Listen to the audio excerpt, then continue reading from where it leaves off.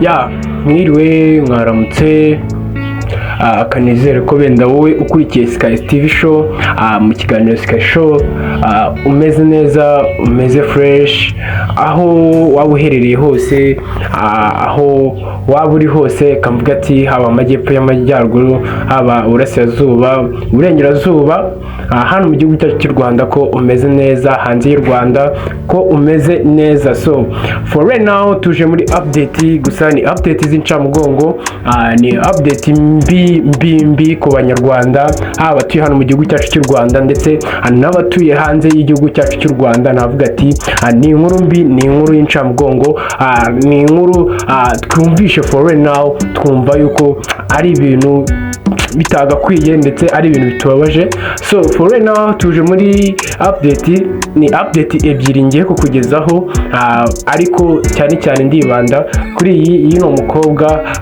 w'umunyarwanda wabaga mu Budage, wapfiriyeyo yishwe. Inkuru y'uno mukobwa katuyisomeho ubundi tuyivugeho gatoya, turebe n'inkuru ya Scovia, bundi turanzika tuza gukomeza mu zindi nkuru mu mwanya uri buze. So iyi nkuru iravuga ati abanyarwanda baba mu Budage bashenguwe n'urupfu rwa Nicole Musaniwabo wari umaze umwaka muri iki gihugu, wishwe urupfu rutaramenyekana. Bavuga ko bazakomeza kuba hafi umuryango we. So ino mukobwa navuga ati wari ufite vision, ni umukobwa wabaga hangaho mu Budage aniga anakora kugira ngo arebe ko yaziteza imbere ndetse agateza n'imbere igihugu cyamubyaye aricyo u Rwanda. So katusome ino nkuru, benda ibindi byo gusesengura turabizamo nyuma, turebe wagwane. So umuyobozi w'umuryango w'abanyarwanda baba mu Budage yabwiye igihe ko uyu mukobwa yishwe urupfu rubi, kandi ari ahantu barashe imbogo, hano ari ahantu banditse nabi ku gihe, kandi aho kubonekera ku wa gatandatu, kandi aho yabonekeye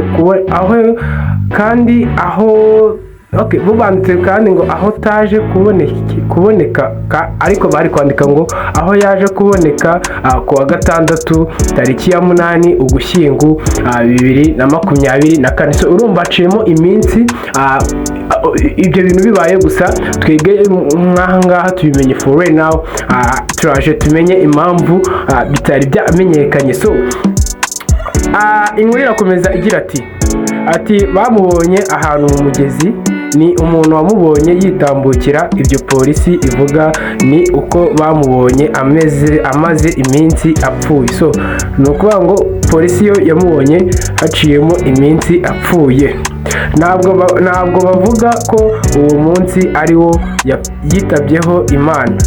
Icyo dutegereje ubu ni ukumenya ikizava mu iperereza.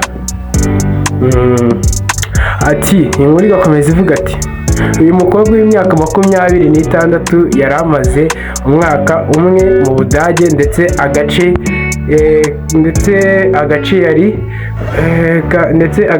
agace yari atuyemo kabamo abanyarwanda babarirwa muri 50. Ni ibyago nyine bigwiriye umuryango mugari. Iki ni ikintu cyaduhungabanyije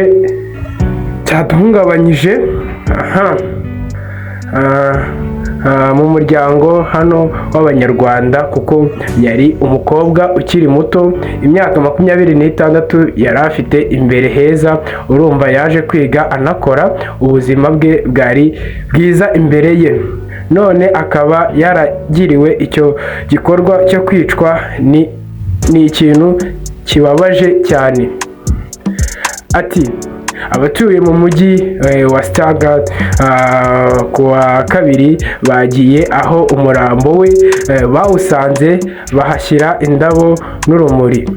ndetse hari gahunda y'uko kuri uyu wa gatandatu tariki ya 16 bazasubirayo kumwibuka. Ubwo ni ukuvuga ngo uno munsi bwaciyemo iminsi 6 uyu mukobwa yitabye Imana. So rero ni umukobwa uri kubona kuri screen zanyu, navuga ati Imana imuhe iruhuko ridashira kandi twihanganisha n'umuryango wiwe, ndetse tunihanganisha umuryango mugari, twihanganisha umuryango mugari w'Abanyarwanda.